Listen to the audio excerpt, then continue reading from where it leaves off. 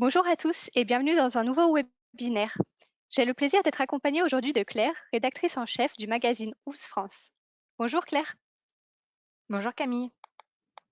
Alors tu as eu l'opportunité d'interviewer certains professionnels pour comprendre comment ils font face à cette période d'incertitude et également en savoir un peu plus sur leur façon de travailler. Alors avant de commencer, est-ce que tu pourrais te présenter en quelques mots? Oui, bien sûr. Alors, je m'occupe du magazine House France. C'est un magazine dont les articles sont envoyés 2 fois par semaine aux utilisateurs de House, qui sont les propriétaires comme les professionnels. Et nous avons aussi une rubrique dédiée aux professionnels qui s'appelle Pro à Pro et qu'on peut le retrouver dans le menu du magazine sur la page d'accueil. Merci. D'ailleurs, je mettrai tous les liens que l'on mentionne dans ce webinaire. Je mettrai tous les liens dans la description de cette vidéo. Alors pour ma part, je m'occupe du marketing à l'international. Donc je crée également du contenu pour vous, professionnels. Donc que ce soit des webinaires, des emails, des fiches éducatives ou des invitations à des événements. Je voulais également préciser que cette vidéo est préenregistrée. Donc nous sommes le 6 avril. De ce fait, je voulais vraiment préciser qu'il y a des informations que nous mentionnerons dans cette session qui peuvent ne plus être d'actualité lorsque vous visionnerez cette vidéo. Alors restez bien informés de la situation et n'hésitez pas à vous tourner vers les autorités locales et nationales pour plus de renseignements. Comme je le disais dans l'introduction, ton équipe Claire a commencé mi-mars à sonder les professionnels sur la manière dont ils faisaient face à cette crise du coronavirus. Vous avez après de ce fait continué à recueillir des témoignages tout au long des derniers jours jusqu'à aujourd'hui, alors que la situation en France a évolué très rapidement jusqu'au confinement total qui a été annoncé, je le rappelle, le lundi 16 mars au soir. Alors j'aimerais aujourd'hui faire avec toi le point sur la situation des professionnels, que ce soit entre télétravail, chantier, communication avec les clients, approvisionnement ou peut-être même un peu parler de l'avenir. Beaucoup de choses en fait sont en train de changer pour tout le monde. Alors comment les pros de la maison s'adaptent au confinement, Claire? Alors, alors que tous les chantiers sont à peu près à l'arrêt, les pros continuent de travailler sur le travail d'études et sur, la conception des projets. Ils nous ont aussi confié se former en échangeant avec leurs pairs et sur la situation pour voir meilleur la meilleure attitude à adopter. Mhm. Ils font aussi ce qu'ils n'ont pas le temps de faire habituellement, comme, comme travailler sur leur stratégie et leur image, améliorer leur site internet, améliorer leur communication.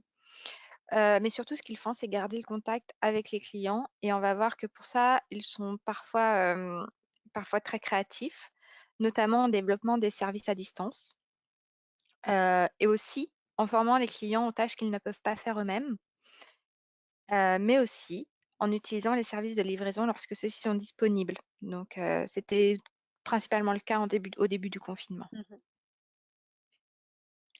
Et j'imagine que la situation sur les chantiers reste toutefois floue et évolue très rapidement, comme tu viens de le dire. Donc il est vraiment difficile de savoir s'il est possible ou non de maintenir les chantiers, alors que des métiers comme par exemple les plombiers ou les électriciens pouvaient encore travailler au début. Donc est-ce que tu as pu recueillir des retours de professionnels sur ce sujet?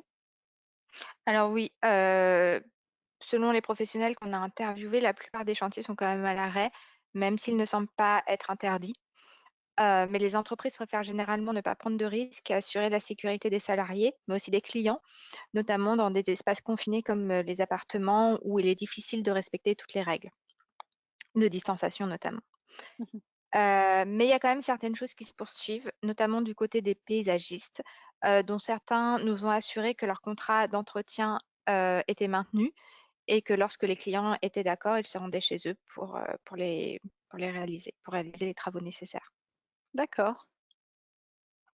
Alors, comme par exemple, vous voyez sur le diaporama la citation de Maxime Gaffori qui a été recueillie le 17 mars et qui nous expliquait qu'il préfère arrêter tous ces chantiers, mais que les plombiers et électriciens de l'entreprise étaient toutefois mobilisés pour répondre aux urgences. Donc c'est un entretien qu'on a eu vraiment le lendemain de l'annonce du confinement.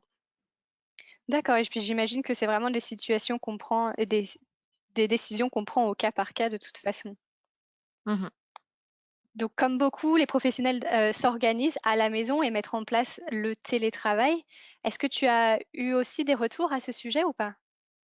Oui, en effet, les décorateurs, architectes d'intérieur et architectes continuent leur activité comme ils peuvent en travaillant de chez eux sur la conception des projets en cours et en échangeant avec leurs clients par téléphone, par email ou encore par visioconférence.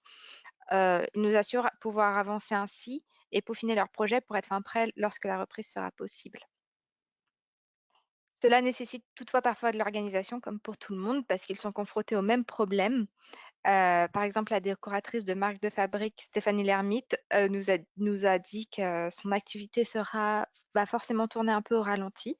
Pas forcément à cause des projets, mais parce qu'elle a 3 enfants, dont 2 encore à l'école primaire et bah, que comme tout le monde, il faudra qu'elle se rende disponible pour l'école à la maison et pour s'occuper d'eux toute la journée.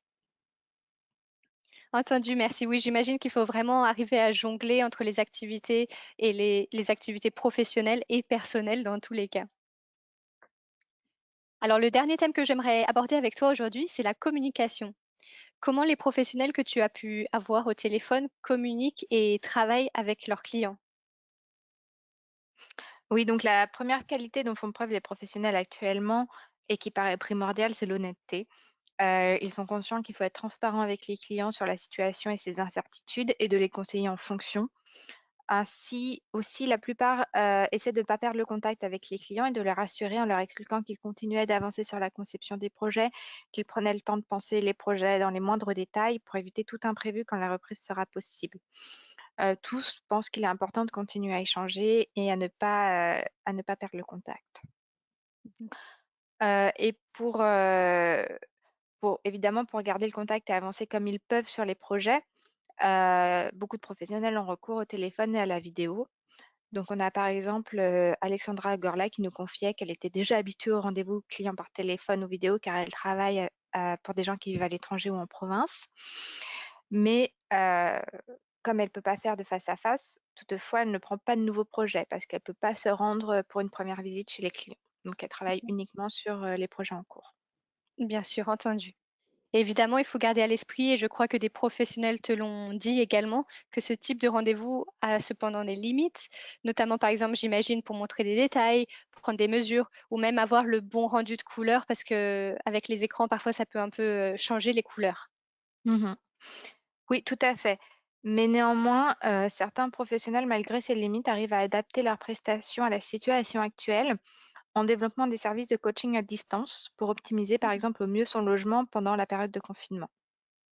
Parmi eux, on a Alexandra Teboul, qui est architecte d'intérieur pour un des créateurs d'identité, qui nous a confié qu'elle avait eu 3 clients pour du coaching déco depuis le début du confinement, donc en l'espace de 2 semaines, notamment pour l'aménagement de bureaux à domicile.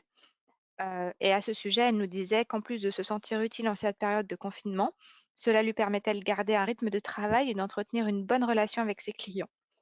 Évidemment, elle ne compte pas là-dessus pour faire son chiffre d'affaires, mais elle espère que procurer ses services et initier de nouveaux liens peut déboucher sur de nouveaux projets par la suite.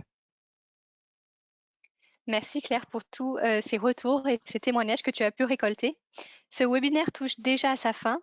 Merci à vous tous de l'avoir suivi et encore une fois, merci à toi Claire d'avoir accepté mon invitation. De rien, Camille. Si vous avez des questions, n'hésitez pas à nous écrire à l'adresse indiquée à l'écran ou plutôt d'écrire à Claire. Voici l'adresse email de Claire, donc claire.tardy@ous.com. Restez également connectés à Ous, vous recevrez de nombreux articles écrits par l'équipe éditoriale. Mon équipe et moi-même, nous vous enverrons également du contenu qui vous aidera pour faire face à cette situation. Et aussi, d'autres vidéos de ce type arriveront tout au long du printemps. Et encore une fois, comme je vous l'ai dit en début de cette vidéo, je vous mettrai tous les liens des témoignages et des articles que nous avons cités dans la description de cette vidéo. Merci à tous et bonne journée. Merci.